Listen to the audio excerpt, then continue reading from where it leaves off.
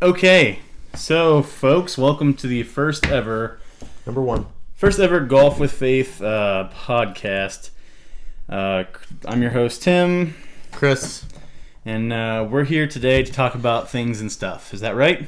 Things and stuff. Things and stuff. Mostly things, but also some stuff. We're gonna try to stay on topic with golf-related things. You never know where the conversation will lead, though. Right. So we'll just kind of go with it at this point. So anyway, what's on the docket for today? Well, there's we could talk about Bryson DeChambeau and single length clubs. Ooh. So who is Bryson, and what does he do? We assume it has something to do with golf. Sorry about that. Yeah, Bryson DeChambeau recently signed a contract with Puma. Recently became a professional golfer. Okay. So this is him right here. It's pretty good looking guy. He's alright. Yeah. I mean, looks good in Puma too. Who doesn't? Yeah, it's great. It's great apparel. Yeah, Puma. Comfortable. Mm-hmm. I'm just rocking Under Armour. That's that's all right. Not sure what's going on there. Well, it was comfortable, and we needed a complementary colors, so orange and the blue. It doesn't look bad. Yeah, it looks pretty good together. It doesn't look great, but anyway, so Puma, that's a thing. Well, Bryson DeChambeau playing long or single length clubs, irons.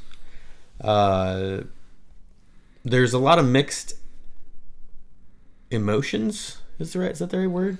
Mixed feelings. Yeah, I mean emotions. That's okay. I don't think emotions is the right word, but anyway. Mixed so feelings. There's some people that think that it's a good idea. There's some people that think it's not. Doesn't really matter. And I don't know. I just. How do you think about it? I mean, I've never tried it, but I know for a lot of amateurs it seems like a great idea because there's a struggle with, clubbing down to like a pitching wedge is shorter than like a 7. Right. And so a lot of people that don't practice a lot, the tendency is when you got to pull out that longer club, you chunk it, which is the worst time to chunk it. I mean, I wouldn't say the worst time. It's always bad to chunk it, but pretty much always. It's really bad when you're like 180 yards out. And you need to at least get it up around the green, especially like a short par 5, for example. Yeah. And you chunk it and it goes 10 yards because now you have to hit it 170 yards, and you've lost all confidence in your swing. So I don't know. So I get the mentality, but as we learned when we looked into this, that how you set up the club and the weight's going to be different. And it's going to be wonky. So there's some custom fitting that has to happen with definitely a lot of custom fitting. Yeah, so I mean, it sounds good, but by the time, in theory, but by the time you get down to it and drill down to getting an actual legitimate set of single lane clubs, there's a lot that goes into it. Yeah, I agree. And he's really not, at this point in time, really not doing that great on the PGA Tour, which, I mean, he just started, just got himself going, but still, I'm not a believer yet. I think he's got a great swing, but he does only have he's got a one plane swing. Well, he's got a single plane swing, he doesn't have a conventional swing, and there's no way I'm switching. Well, and that was going to be my next point. Is I think the big draw with Bryson is that he is unconventional. Like he's from the apparel he wears to the bag he carried in college. Yeah. He's to the way he thinks about golf. Yeah, he's very unconventional, yeah. And one could say he's almost like overly traditional, maybe. Mm-hmm. So different strokes for different folks. Yeah, right. Wow. But then you've got just kind of like on the other side of the spectrum, you've got Ricky Fowler on the Cobra Puma team. So he's a pretty big beast when it comes to golf, and so I'm a fan of Ricky. I think he's got a lot of good things going on and off the course. He's quite the fan favorite. Yeah, he's got the personality. Yeah. I mean, I don't know. I started going to PGA events, I don't know, over the last decade or so. And I don't recall seeing, before Ricky kind of came on the scene, I don't recall seeing kids like dressing like Phil Mickelson. You know what I'm saying? Like, yeah. I would not think of that. I would, and if you did dress like Phil Mickelson, no one would know because you're wearing khakis and right. Alligator shoes. Yeah. So, but if nothing wrong with alligator shoes. No, and Phil's one of my favorite golfers. So nothing against the way he dresses or anything, but when you go to a PGA event now, you will see kids and some adults who are wearing like head to toe Puma and they're usually wearing like his like Sunday orange, like his victory outfit. I was wearing that yesterday. Yeah, well, you weren't head to toe, but, Well, no. but I did notice you color coordinated. So That's what I was looking for. You know Somebody what? to notice, you know. Important point to be made here is that confidence starts inside. So confidence starts within, right? Mm-hmm. So, some guys go to one of these like hillbilly courses and they're like, oh, good, I can wear my cutoffs and my jorts. And it's like, if I don't really, like, I don't start playing well until I feel well. So, like, if I'm not properly warmed up, and if Because your wrists are tired. No, let's not start that right now. That sounded really weird. Okay, so I am going to clarify. I play drums on Sunday morning at our church. That's not what he's talking about. Yeah. And every time I've golfed on a Sunday after church, I like give up really easily and I'll push the ball really bad. But that's because, I don't know, something about my wrists, being overworked all morning and then jumping on the golf course. Chris hates when I make excuses, so it doesn't matter what I say. Just kind of the way you said it. So. I know, but all that aside, I like when so let's say it's a Saturday and we're golfing, and I've done my proper warm up. If I don't feel confident in, how I'm carrying myself on the course, I don't usually play as. Yeah, you gotta have swagger. Yeah, it's not even, you don't have to be like Hashtag Old Spice. Sorry about that. You don't have to be like the best dressed guy on your team, although I try. It's just more about like I feel like I belong on a golf course, I guess. So, and likewise, I think if I was wearing like the loudmouth pants and, some of that attire, I don't think I'd play well either because I'd be like. What am I? Yeah, it's kind of. What am I doing with my life? Well, you're putting yourself out there, It's just the way it is. But Ricky's got some good things going on. He hasn't been playing the greatest lately, but he's probably still catching up on from spring break, 2016 maybe. But what a wild man! He'll get there. I as far as pro athletes go, it does bother me when they can't get their stuff together. But I don't feel that way with him. I think, I think he's just living life. Yeah, I think there's also something to be said about being who you are. Mm-hmm. And if you want to cut loose on vacation and, have some beers and jump off a deck into a pool and... He definitely did that. Go wrestle alligators and all the weird stuff they did. Yeah. It sounds awesome. For me, not necessarily. Not for me either. But I'm just glad that, he's not I wouldn't say he's disrespecting the game with that behavior. No. But he's doing what he owes himself, which is to live his life. So I don't think he's doing anything wrong really. I mean, he's keeping himself away, but he's not like it's not like he's going out and, beating his girlfriend like somebody else from Ohio that we don't like and we're glad he's gone. Yeah. Hashtag money sign. Yeah. But anyway, yeah, I think he's just having fun and living life, so. Yeah. So Ricky, Ricky does those things. Ricky. We like Ricky, and Ricky has, as far as swing mechanics go, I don't know. There's fewer and fewer guys that have a really great mechanical swing like him on Mm-hmm. tour. I mean, he's got a really nice one. A lot of the younger guys do though. They're not trying to murder the ball, even though they do. And I think that they just the way that they've been trained, I think that it's a lot of good. But at the same time, people like Jason Day, he's got an astronomically hard swing speed, but is it going to catch up to him? I feel it is. Probably. I feel it's going to do the same thing that Tiger Woods has happened with him in his back. It's kind of inevitable when you play on tour, you're going to have back problems. So, well, it depends on. I really think it depends on your swing. The swing these days where it's just all power and swing as fast as you can on a lot of shots. I think that's what's getting them into trouble. So yeah, Tiger had a violent swing. Violent.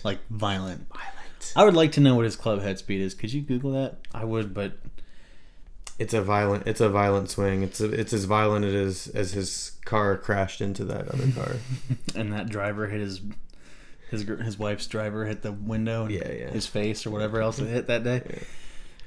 Yeah, so what else? Lexi Thompson. Who's Lexi Thompson? Do we know? We don't. We know who Lexi Thompson. Well, yeah. What are you asking me? Who is Lexi Thompson? Lexi Thompson is not pictured, but she's also Team Cobra Puma. Cobra Puma. And LPGA, so she's holding it down on the ladies' side of the game of golf. Also voted most beautiful woman in golf for 2016. Wow, that's awesome. Bet you didn't know that. I did not know that. If I was to vote, I would say that Ricky's probably the most beautiful man in golf. Okay. So we're going to move away from that. We're not really going there. So just not to go off topic, but No. Tiger Woods. Go back. Back in his day. So back in the mid to late 90s, he was at 130 That's miles per quick. hour. So to put that in reference, amateur golfers, anywhere from 100 to 110 usually, roughly. Slower? Oh, yeah. Okay. 95 to 105. So this they're lucky. this amateur golfer is a little quicker, and Chris is a little quicker too than that, definitely. But A little bit. okay, so average is 95 to 105. I'd say fairly seasoned golfers, 10 to 15 years of golf, maybe a little faster. The long drive competitions like your Jamie Sadlowski. Jamie Sadlowski, Hashtag long ball. you're talking like 147 to 155. And, does that even translate to longer balls? There's a lot of things that go into that, but Yeah. is that even a sustainable career? While we're on that subject. Well, you mean like a long drive champion? Mm-hmm. Not really, because you can't keep that up forever. Well, and you do see, there are a significant amount of older guys who are pretty ripped that are still doing it. Oh, But yeah. But it seems like they're more injury prone. They're obviously more injury prone, but... Well, yeah, but how much? How long? You got to hit it straight too, and you got to compete with a lot of younger people that are coming up. So Yeah, and by the way, I pick on Chris's stature more than I should, but Jamie Sadlowski is not a big guy. 5'10". Yeah, so he's... I'm very average height. Jamie and I have the same height. I probably got him by about 50 pounds, and none of mine is muscle. Yeah, he's so. only like 165 Yeah. maybe ish Yeah, in so- there, and he rips the ball. Yeah. He's actually trying out for the U.S. Open. Is he? Yes, he had qualifying today. I don't know how he did. I didn't look at it, but he is trying to get onto the PGA Tour. He qualified for, I think, 4 web.com events. So he's actually really serious about it, which is kind of cool because there's a lot of people that say that he can play the game. He can play at a PGA Tour level. I don't know. I've watched some videos of him just playing golf, and he is not hitting those swing speeds on the course. No. Because it does not translate to good course management. No. They said, I read a thing, it said that he was taking off like 30, roughly right around 30 miles an hour off of his swing speed on the course. So Yeah, so... But he can still, even with that, he's still hitting it 350, Right. 375 easily.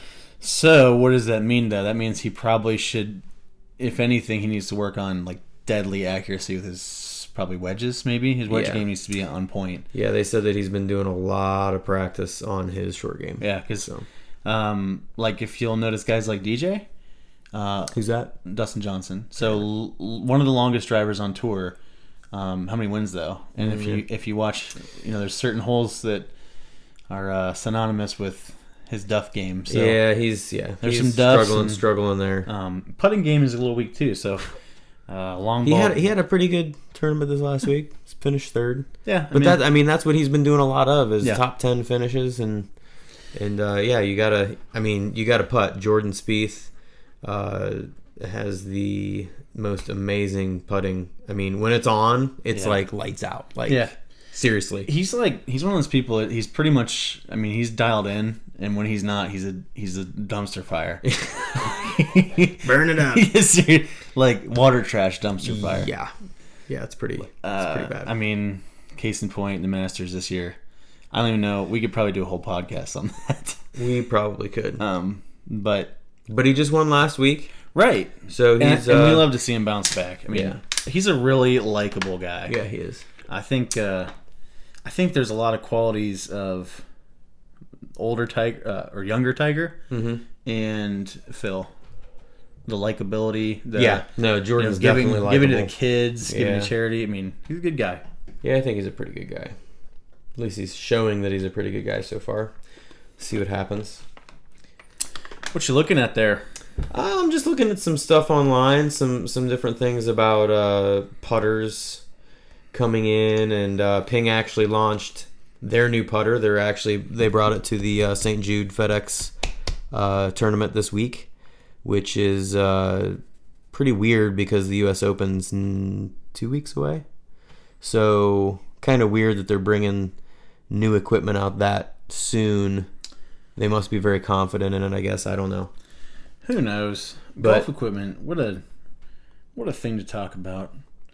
What would you like to talk about golf equipment about? I don't know. Well, we could probably go in and talk about some of our playlists that we'll be adding to YouTube. We already had the playlist, but the videos we'll be doing. It's one of the big things we're going to focus on probably for the rest of the year, and even in the off months, since we have indoor facilities. Yeah. Kind of separating out what's a gimmick and what's a useful tool, because there's things that we have in the studio that I looked at and I was like, really? You bought that thing? And you use it and you're like, this helped me immensely. There's other times where you go, that looks like that could help, and you buy it and you go, this is the stupidest thing I've ever seen. Yeah, we got a couple of those out there.